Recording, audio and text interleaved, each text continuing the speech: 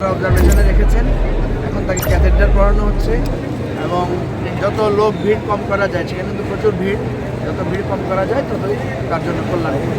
আমরা দেখেছি সে আনকশাস আছে, তাকে অক্সিজেন দিয়ে রাখা হয়েছে, কারণ তার নাকের এখানে রক্ত জমার কথাতে সে নিঃশ্বাস নিতে পারছে না।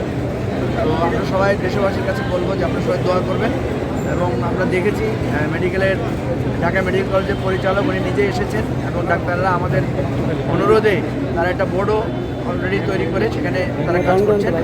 সেখানে নিউরো মেডিসিনের ডাক্তাররা আছেন, সেখানে অর্থোপেডিক্সের ডাক্তাররা আছেন এবং মোটামুটি একটা টিম সেখানে ওয়ার্ক করছে। তো আমরা আবারও বলছি যে দেশবাসীর কাছে যে আপনারা দোয়া করবেন। আমরা আগামীকাল বেলা 2টায় একটা সর্বদলীয় সভা আহ্বান করেছি। তো সেটা যদি হয়, অনেক রাত হয়ে গেছে, যদি আমরা আপনাদেরকে জানাবো।